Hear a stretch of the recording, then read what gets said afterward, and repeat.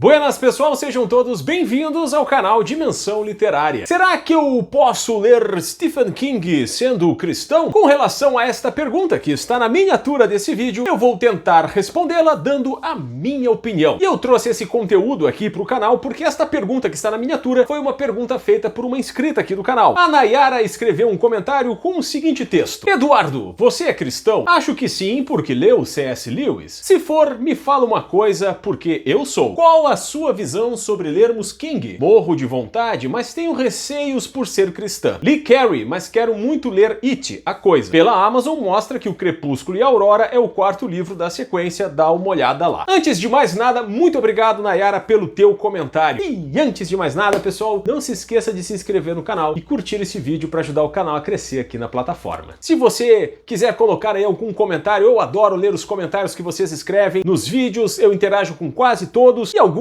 aí, esporadicamente, eu trago aqui para fazer conteúdo, como foi o caso da Nayara. Nayara, eu vou responder a sua pergunta, eu vou interagir com o seu comentário, começando de trás para frente, começando por este último apontamento que você faz no final do texto, que diz o seguinte: pela Amazon mostra que O Crepúsculo e a Aurora é o quarto livro da sequência. Vou fugir um pouquinho do assunto principal, que é ser cristão e ler Stephen King, para interagir com essa parte do comentário. Sim, O Crepúsculo e a Aurora, em termos de lançamento, ele é o quarto livro da sequência. Naquele vídeo que eu fiz sobre a pentalogia da série Kingsbridge do Ken Follett, eu coloquei ali a ordem cronológica de leitura, mas eu até naquele vídeo comentei que eu ia fazer a leitura pela ordem cronológica, mas me rendia um outro comentário de uma pessoa que disse: olha, se o Ken Follett quer que seja feita a leitura pelo lançamento, eu acho que o ideal é nós lermos pelo lançamento e não pela ordem cronológica. Desta forma, eu divido com vocês que eu já comecei a leitura do segundo livro, considerando assim os lançamentos, o segundo livro da série Kingsbridge, que é Mundo Sem Fim. Estou ali no volume 1, né, que são 2 volumes que tem no box, mas eu estou então fazendo a leitura pela ordem de lançamento e não pela ordem cronológica. Nayara, agora sim, começando a resposta do princípio pro fim. Vamos lá. Você pergunta, Nayara, se eu sou cristão. E a resposta é sim, eu sou cristão. Não posso dizer que eu sou um exemplo de cristão, mas também acredito que não exista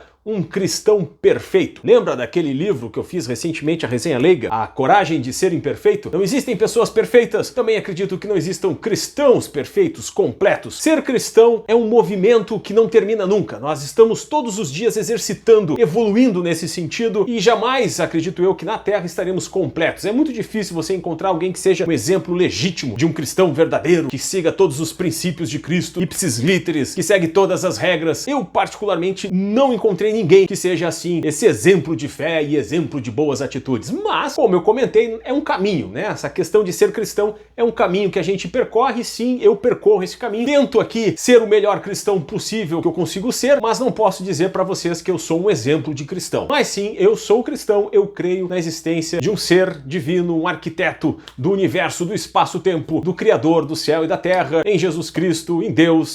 Bom, acho que ficou bem claro, né? Mas a tua pergunta, Nayara, me motivou uma curiosidade. Quando você perguntou, podemos ler Stephen King por sermos cristãos, eu fiquei pensando, o que o Stephen King é em termos religiosos? Será que ele tem uma religião? Será que ele é ateu? Será que ele acredita em Deus? Eu fui pesquisar. E a única informação que eu achei dele com relação à religiosidade foi uma entrevista que ele fez para uma revista chamada Rolling Stones, uma revista pouco conhecida, né? Em 2014, se eu não me engano, que ele escreveu ou que ele respondeu uma pergunta nesse sentido, mais ou menos assim. Em uma rara e longa sessão de perguntas e respostas publicada na edição impressa da revista Rolling Stone, King explicou como ele, abre aspas, cresceu em uma igreja metodista, mas como, abre aspas, tinha dúvidas sobre a religião organizada desde que era uma criança. No entanto, ele disse que escolhe acreditar em Deus, abre aspas, porque torna as coisas melhores. Você tem um ponto de meditação, uma fonte de força, fecha aspas. Disse ele à revista Rolling Stone. E eu falei o nome da revista errado, né? Eu disse Rolling Stones. Botei no plural ali, é Rolling Stone. Mas enfim, também não interessa. O importante é que o King colocou ali que ele acredita em Deus. Ele não segue uma religião, mas que ele acredita em Deus. E aí, na minha opinião, eu acredito que nós não precisamos necessariamente seguir uma religião, termos uma religião para sermos bons cristãos, para seguirmos os preceitos designados por Cristo. Inclusive, acho até que não precisamos nem acreditar em Deus, ou melhor, deixa eu reformular minha frase. Muitas pessoas que não acreditam na existência de Deus têm em suas vidas práticas cristãs e são pessoas melhores do que muitos cristãos que eu conheço. Eles são mais cristãos do que alguns que se dizem cristãos. Então, partindo do pressuposto que o Stephen King acredita na existência de um Deus, eu posso acreditar que as obras dele não trazem essa negatividade que possa influenciar o cristão. Não vejo muito problema nisso. É claro que assim, eu não posso falar muito sobre o Stephen King porque eu não li muitas obras dele. E as obras que eu li, que eu vou mostrar pra vocês agora, foram duas obras que nem dá pra dizer que tem questões sobrenaturais. A primeira delas é essa daqui, Billy Summers. Isso aqui é uma história policial, de aventura, um assassino de aluguel que mata alguém, aí mostra a fuga dele. Não tem absolutamente nada de sobrenatural nessa história. O segundo livro que eu li do Stephen King foi este daqui, Novembro de 63. Mas ainda assim, aqui nesse livro, tem uma parte específica que inclusive eu achei que foi mal explorada pelo King, pensando agora na história, que tem uma parte ali de um pouquinho de sobrenatural, que é quando o personagem, eu acho que é o Jake Eppinger, o nome do personagem principal, ele vai num terreno e aí tem uma chaminé caída de algum lugar assim, e aí ele olha pra escuridão e a escuridão parece estar olhando pra ele. Ali tem um pouco de sobrenatural, mas pelo que eu me lembro nem se desenvolveu muito. Eu até achei que ali teria uma explicação